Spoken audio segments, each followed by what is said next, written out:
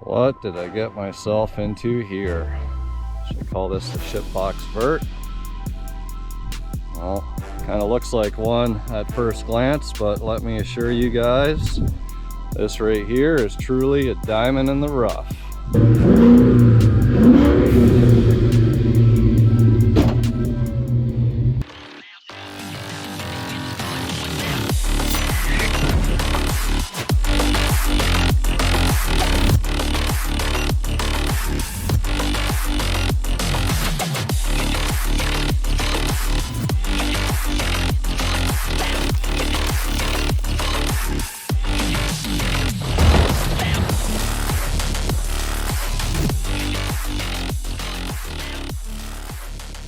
What's up, guys, and welcome back to the infamous project. Beautiful sunny clear sky day here in Texas, thank God, after all the storms, the dust, the winds and everything else. And to anybody that's been affected by tornadoes recently, because we've seen all the warnings and some of the devastation that's occurred, and hopefully everyone is safe and doing well, and super unfortunate stuff. But with that said, let's talk about some good stuff. Let's talk about saving some possible devastation, like this vert sitting here behind me, a 93 original 5.0 car. I couldn't tell you if it was originally a GT or an LX.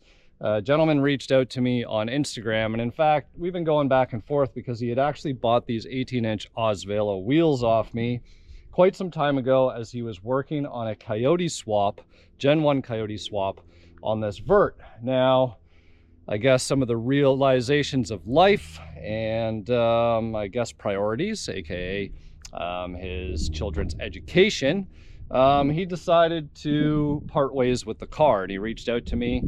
And you know, a lot of people do reach out to me and genuinely want to see their builds finished, and just to be able to know that the car is going to the right hands, and that's a really important thing. And we actually talked about that in the video for the Shitbox Fox here behind me that is actually getting picked up next week. So the car did sell on Bring a Trailer 10/5. There will be a video on that, so be sure to check that out. And the car is going to be staying in Texas and hopefully going to somebody that's going to enjoy the car and carry out to give it a good life. So much like this vert sitting here behind me. Now, I don't intend to keep any of the Cobra skirts or even the Stalker front bumper. I've already got my Stalker vert, if you will. So what I have decided is this is actually going to be the Lemon Drop build. And a lot of you guys have been wondering, well, what's going on with Lemon Drop? Where is it? Why aren't you working on it? Well, the car is up in Canada. One of my former painters, Boogie's Mirage Auto. And well, I couldn't find anybody to fix the front frame rails, and it was pretty frustrating because, you know, Boogie reached out to me. He's been going through the challenges, which many are, trying to find good work. He had an employee unfortunately pass away. He had another guy that was helping him out that was completely unreliable. And well, Boogie's getting old and he's starting to, you know, dwindle back, pull away from the painting game. So he said, man, if you can't find someone to fix these frame rails, I don't know if I can paint your car. So I reached out online, and I thought some people would want some quick cash up in Canada before the holidays, and nobody wanted to fix those front frame rails.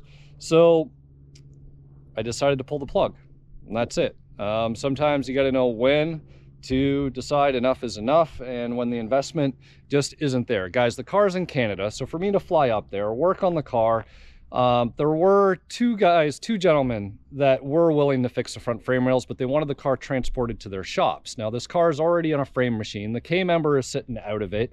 Like, the frame rails are right there and exposed. Like, to just to move the car back and forth to get the frame rails fixed, not worth it.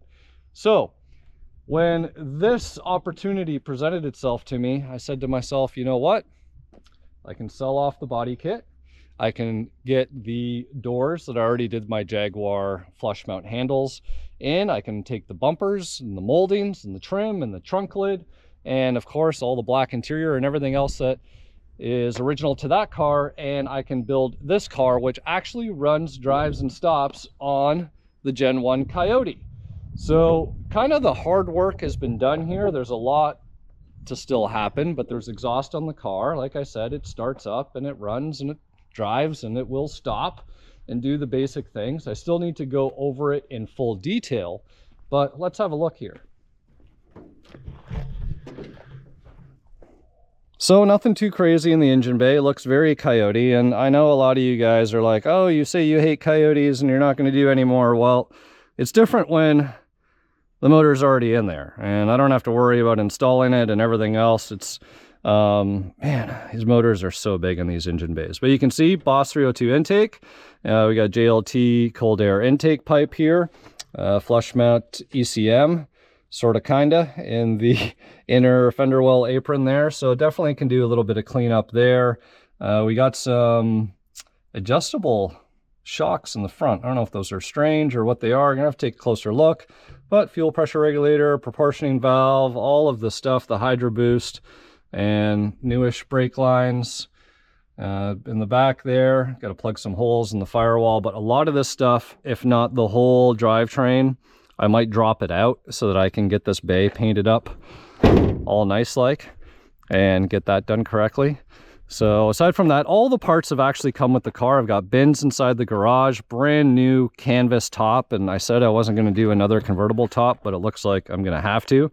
Brand new key auto rear glass and curtain. The actual top is in this box. We got some BMR suspension stuff here. We got all interior plates and hubs, the original cluster, the mirrors. So all kinds of goodies came with the car, the door glass, all the trim, of course, and everything else to put the car back together. So we'll get this frame all cleaned up. Might actually just take the whole frame assembly right out of the car so I can get it cleaned, I can get it painted, get felt and tack strips and everything back in place where they need to be before I put the top in place. Car actually came, oh, door chime actually still works. Would you listen to that? So we got some Recaro seats with some Celine embroidery. Now, I might actually sell these to go with non-Celine branded seats, just because, well, the car is not a Celine and there's not going to be a Celine kit on it. So probably swap those out, but we also got a beautiful Dakota digital cluster in here, which, you know, we might as well start this thing up. See some of the wiring down there for the fuse block and everything else. Got a Dakota digital right here, probably with the BIM module and all that other good stuff to give us our vitals. The gauge is so nice, very modern looking.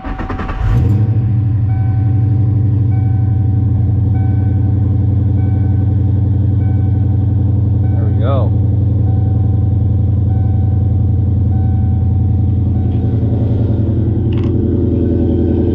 And the number one thing that I hate about Coyotes, the sound. So it's not too bad. It's not obnoxiously loud, which is good. Now getting up into the RPMs might be a different story, but all right, all the gauges work. Car seems to purr away. Now the accessory drive's a little noisy on this thing. I believe he said it's the MMR kit, and as soon as he put it on, it got noisy. So I'm gonna have to check into that. I remember some of these Gen 1s, the AC tensioner pulleys used to make noises or something on them as well. So we'll get that sorted out.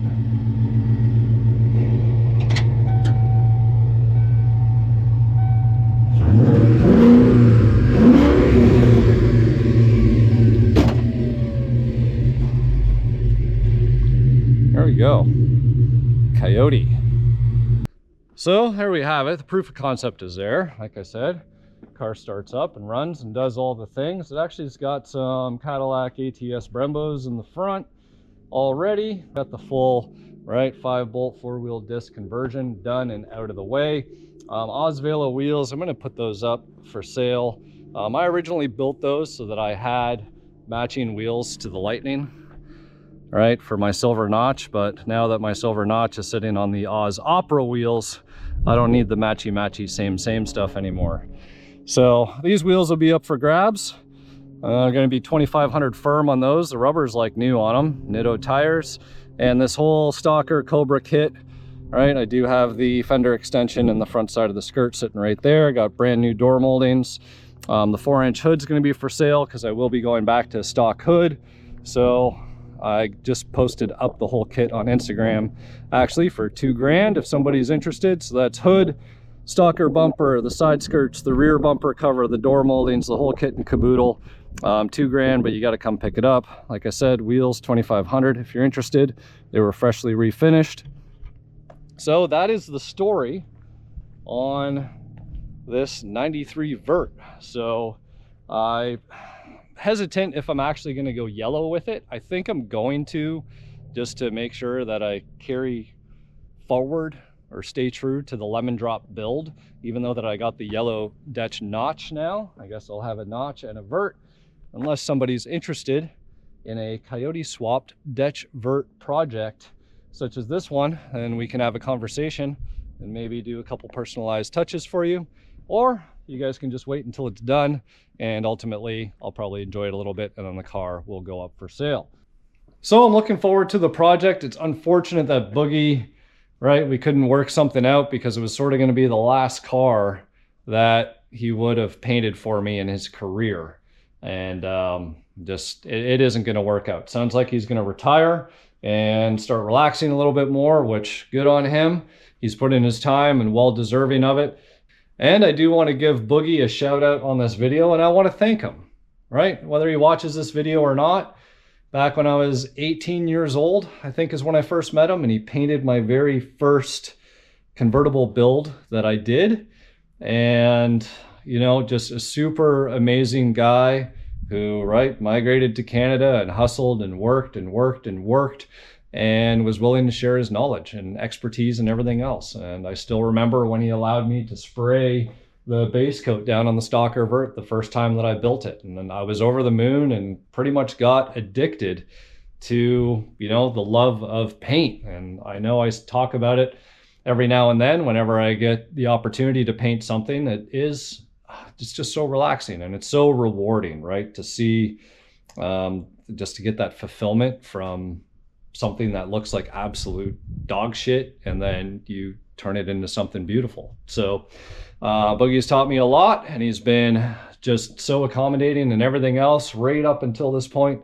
You know, he'd let me come and spend a week up at the shop, and I'd crash at his house and do all the things. It's amazing the relationships that we build over the years. So Boogie, thank you from the bottom of my heart for all of the expertise, knowledge, and the work that that you've done for me over the years, because without you, I wouldn't have got as many builds done as I did, especially back in the day. So wishing you all the best in the retirement or whatever it is that you do.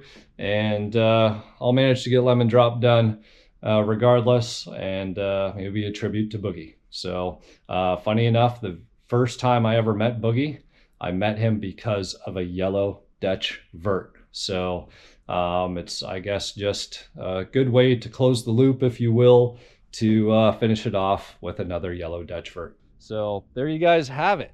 Another newer, I guess, power plant swapped project on the go. So it'll kind of complement the 3 Godzilla swaps that we got coming up here just right around the corner. So be sure to stay tuned for those. And that will do it for this video. Short and sweet. Just wanted to share with you guys, give you a little bit of an update on this beautiful day. So as always, thank you for your support. Stay tuned, and we'll see you next time on the Infamous Project.